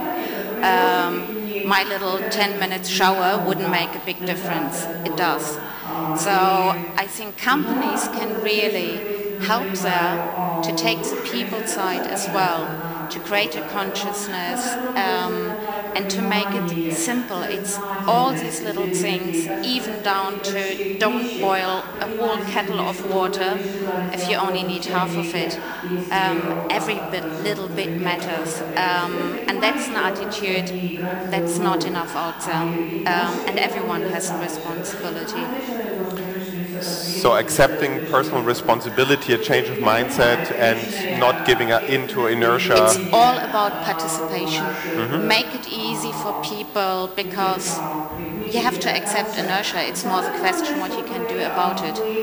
And this awareness, every one of us can help and really act instantly the moment. Even now, think even about bottled water. Adding to that point, so I'm a bit in a disagree and commit mode here. So disagree on the actions. Saving water in Germany or Ireland wouldn't help the climate, I'm pretty convinced.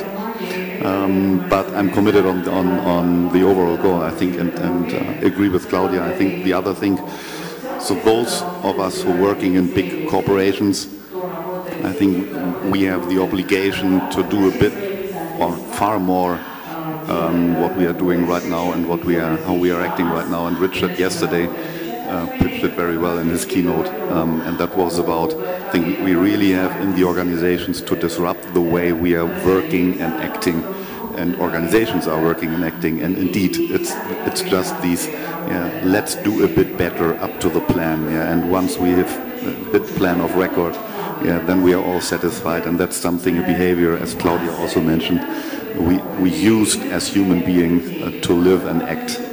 So it's just, yes, we have to do this, and unfortunately climate change is something which happens very, very, very slowly. So everybody is really able to accept the fact that if you do something good, everybody is happy and we've done our plan, but we all have a chance to do far, far more. And once we've hit our plan, let's set ourselves the next goal. And especially, that's something, therefore I like Richard's keynote yesterday, that's an obligation as employees in big corporations, all of us have. We have to drive cooperation there. That's hard, it's hitting the wall constantly. It might hinder your career on one day, it might really skyrocket your career on the other. So go and push big enterprises to do more than they have on the badges here. Excuse me, can I add something? Please. You know, I always get a bit upset when I'm in panels like this, in the sense of talking about awareness. You know, you've been talking 20 years about raising awareness, and the awareness is there. Even in the remote villages of Bhutan, people know what's going on with the nature, and they really try to tackle the problems. They don't have the means, like most of the developing world, emerging markets. And I saw many projects in India, for example, and in other countries where small farmers do the work that the big corporations should do and that we in the West should do. You know, we the polluters, the big polluters. And it's time that we have to address that and see those little initiatives, not going for the innovation, the big shots, work with the small communities, with the farmers, with the small entrepreneurs in the emerging markets. They can make the difference within 5 years. And these projects are working. And you know, in the past, the development organizations, they throw millions and millions at projects. They are now abandoned, they are not functioning. We all know that, we learned from that. But still, it's not sexy or it's not fashionable to work with poor, marginalized people, but they are the one. I'm very passionate about that. And they are the one that can change the world. Thank you. All right, wonderful. So here we are, a bunch of people flying over here to talk about the future of energy and climate change, and we see already that we're struggling with different pieces to the answer because it is hard to not get immediately on a very high level. But I would really like to open it up now to continue the conversation. What are the skills, what is the mindset that we need as corporate decision leaders, as entrepreneurs, as people in government? How do we move this forward? What are the skills that are needed? Yeah? What do we instill maybe in ourselves, in leaders today? What does the next generation need to lead? What are different pieces to the puzzle that can help us? Who wants to give it a go? There's lots of expertise in the room. Thanks, Thais. I think we need... Can you also briefly introduce yourself again? Yes, thanks. I am Thais Corral. I am from Brazil. And I've worked for 30 years with communities and also with young people, agents of change agents. And what I believe is that we need nowadays, we have so many possibilities, no? But we really need real access. And what do I mean by real access?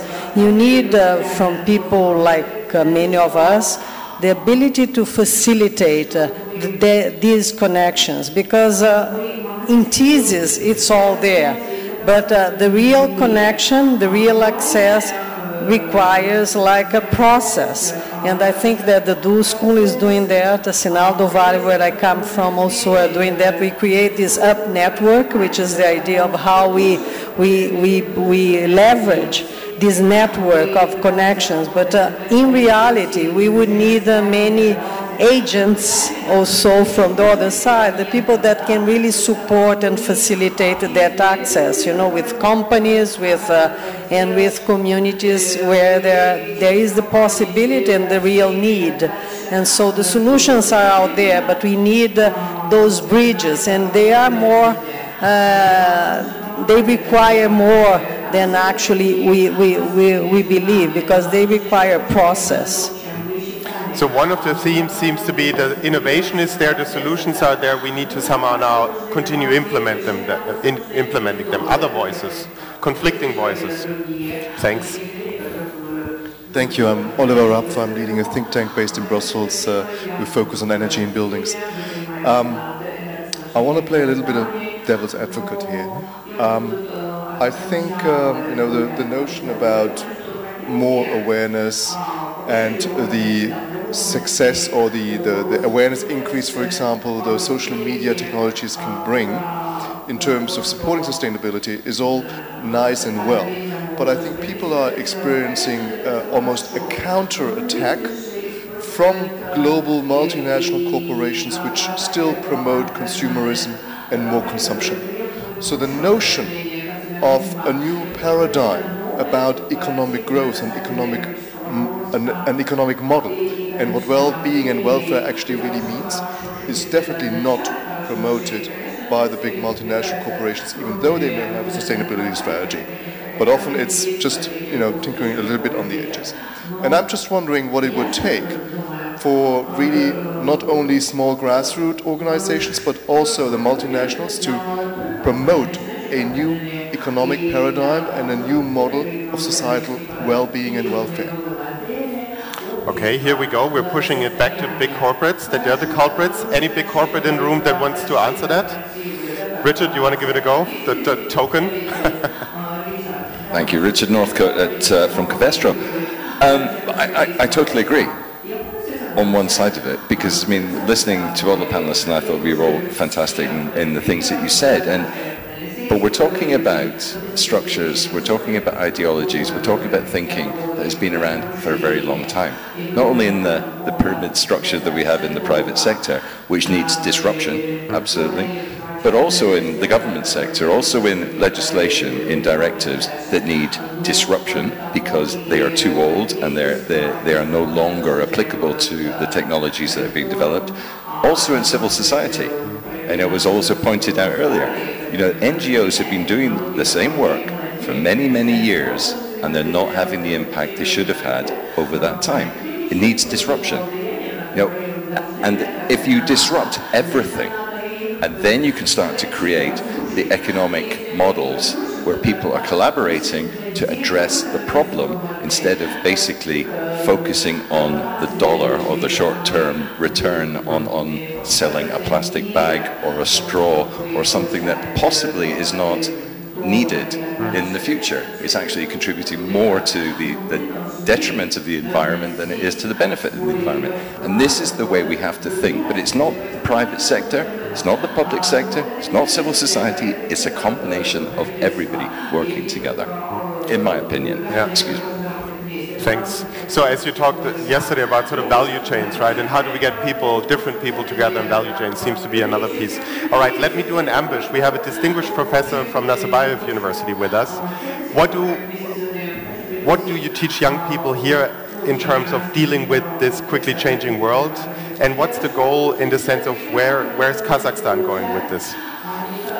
I teach classes on collapse and post-collapse, how to recover, crises and thresholds, or comfort zones, and how to test them. This is related to my research on climate change, long-term history, and how society can cope with such challenges, and how they can fail sometimes. So what I ask my students to do is to test their own ideas, their own presumptions. I ask them to design disruptive questions, ask them to be subversive, and this is my idea of preparing them for the challenges of tomorrow. What I do not ask them to do is to give me definitive answers. Great, so thanks, Philippe. So that means we're, in a way, one of the pieces might be to create a culture environment in which common searching for the answers sort of is encouraged and happening, and this might be a way to actually find then the right answers in different sectors. All right. Who else? Can I have 2, 3 more voices? A voice from Austria? Interesting. Looking at the political situation in Austria, what's your take on what is it that we need in terms of the skills, the attitudes to really move this forward? What is needed is the courage to make a big jump with the results we have. And you know, Austria has no access to oceans, but we would need to have countries that have access to oceans, like France and Germany in Europe. So Austria is quite skilled to work through European organizations. For example, I was behind bringing forward the catalytic converter for cars through Austria and Switzerland to all of Europe. It was very funny. We pushed it on the rest of Europe. But you know, if you have new ideas that are not proven, you may have all experts on your side that this is right. But if it's a big investment, 5 billion in my case, it's a jump, and I don't know how to get that started. So I'm sitting here puzzled what to do about it.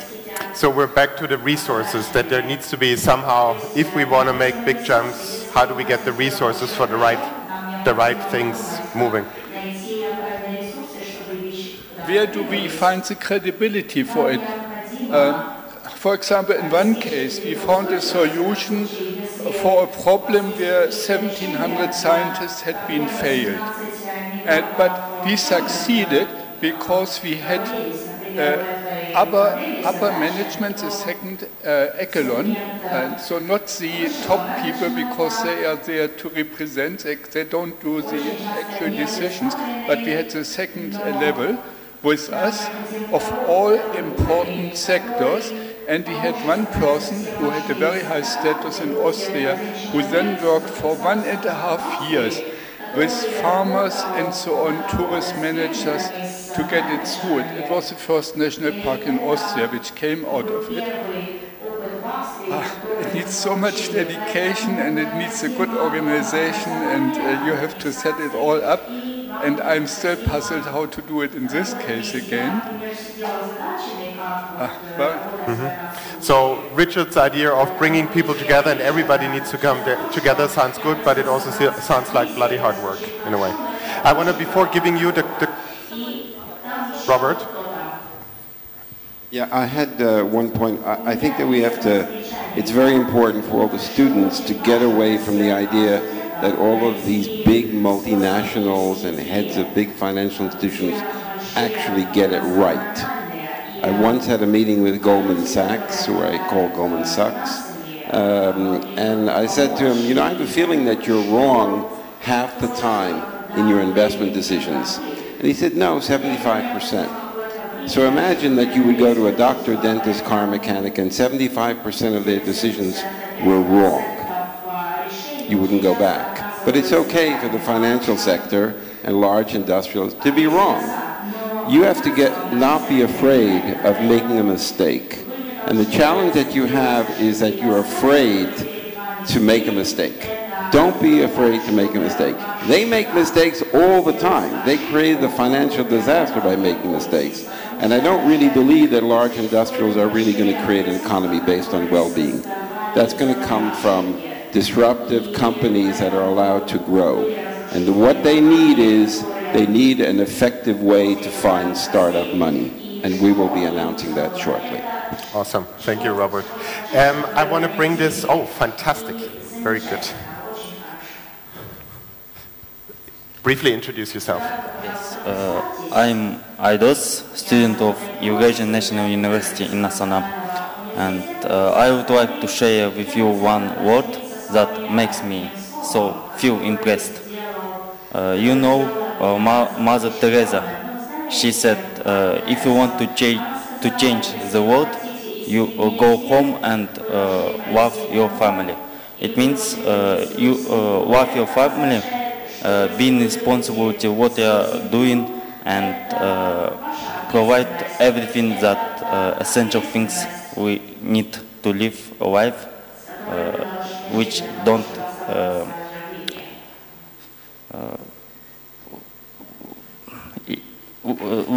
worry. Mm-hmm. And today's young people should know this word said by Eleanor Roosevelt. She said, great-minded people talk about ideas, average people talk about events, and little-minded people talk about people. And today's young people only know talk about only ideas, which makes our world better. Mm-hmm. Thank you. So I want to hear one more young voice, and then you guys can wrap it up with quick sort of closing words from your side. Katie, you're my victim. So, young woman getting her degree from Harvard and now ending up in the rainforest in Rio, worrying about trees. You know, what do we need to move this forward? If you look at your cohort, you're representing sort of a group of very high-consuming young people in the US. What are the skills that you think are needed, and how can we actually, let's imagine that we want to bring different people together, from the corporates, that some of them that you've met, to youngsters, to civil society. How do we make it happen? What do we need for that in terms of skill set? So I'm Katie, and I'm from the United States, but I live in Brazil. I work in the Atlantic rainforest. I think that my biggest learning being there has been this aspect of kind of human development and interpersonal skills, because I realized that, you know, we have so many technologies, we have so many solutions, and you're like, well, why aren't they all happening? And I think what I've learned is that you need to find ways to communicate with people of very different backgrounds, because when I come from a very academic world, and it's the same people talking around in circles and talking to each other in the same language, and so finding ways to speak another language. I've learned a lot from Thais, who's my boss, the director, and we've talked a lot about creating a shared vision, and how do you create a shared vision when people have such different references and people come from such different backgrounds, because it's not to make the world get better, to make these innovations be implemented, you can't just have one type of perspective. So how do you get people from very different backgrounds, very different perspectives to work together? And so I think the skills that I've learned has been a lot about seeing other people's perspectives, how do you communicate, how do you work together. So I feel that the biggest skill that people need now is learning to communicate and put themselves in other people's positions. I think I'd say that. Thanks a lot, Katie. Why don't we pick on that, because I think it's a great sort of metaphor for the closing word. So if, you know, all of you are going to run off again, are going to go on with your busy lives, people here in the room are going to back to university or the government sector or their enterprises. How do we create a shared vision for this? How do we create a shared vision for this? What's happening after this, to speak in Michael's words? Closing round.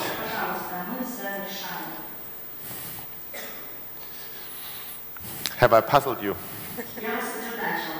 Have I puzzled you enough? Of course you did. Of course I did.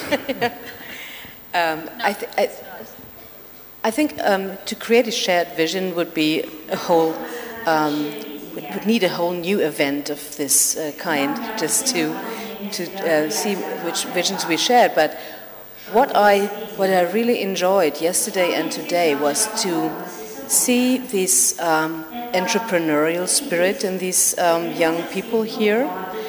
Many of the challenges today and of the pitches we saw were about becoming an entrepreneur and contributing something to your country, creating something new, something genuine. And I had a lot of talks yesterday and today with the Kazakh young people who joined us, who said, we want to learn, we want to get to know the world, we want to study abroad, and we want to bring our knowledge back to this country and create something new with the people here. And I think this is a great spirit to see and to share, and maybe this can contribute to a shared vision. Just go abroad, come back, share your knowledge, and create something new. Thanks a lot. I totally agree with Sigrid. She really pointed out well. And what I want to add, please don't forget your Kazakh heritage, your identity. Talk to your grandparents. Always remind that, because you have a wonderful culture, very unique, and you have to preserve that. And this is something that makes you unique. And yeah, I'm passionate about culture. So I think that we can share with the world. Thanks, Ricky.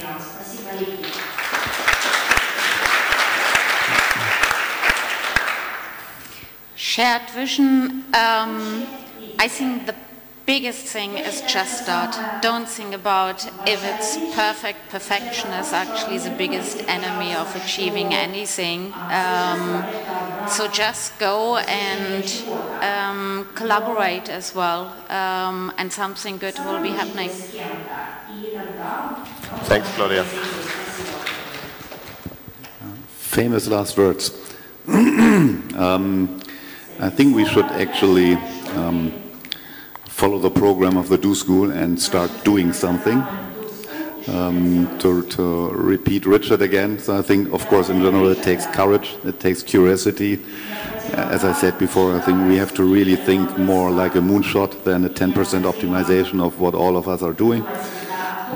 Thinking a bit more concrete, and as we are the Do School, we might be able to pick one or more of the pitches, bring them into the recently launched Make the Planet Great Again campaign, and just support them far more broadly and just accelerate the progress of that business or non-profit idea.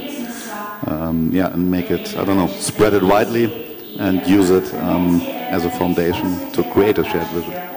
Great, thanks. One last word over there. Do we have time for one last question, Ben? Yeah. Hello, my name is Dr. Nasip Kuldusimbekova. I'm from Kazakh Center for Energy Saving and Energy Efficiency, and I teach as associate professor at Kazakh German University in Almaty. So at first I want to thank you to school for sharing your experience for workshop today and for your experience today from your speakers in front of our young people, our young students. It is very important for Kazakhstan. I think it's very important for all young people, for all us, this experience, what we do. So the skills that we all need, it is nowadays it's be open for new information and communicate with each other, and we can try to improve our world. Thank you very much for your coming. Thank you for your experience, and keep in touch. Great. Thank you. Thank you. So I think those were last great words. Those gents and ladies are gonna stay around for lunch. The big invitation from my side is please take advantage of that, walk up to them. Thanks for the questions from the young Kazakh audience. Just walk up over lunch, they can all approach you, have a chat, continue the conversation, and thanks for being part of the session, and have a great rest of the day. Ben, thank you. Two really inspirational sessions from the Do School. Now they will be back, so there is more Do School coming up later after lunch. So don't worry, they're not disappearing yet. So it's now lunchtime. We're going to reconvene at 1:45, 1:45. We're going to have the keynote from Bertrand Piccard, which I know lots of you are looking forward to, and then we have two more sessions by the Do School. So I look forward to seeing you at 1:45.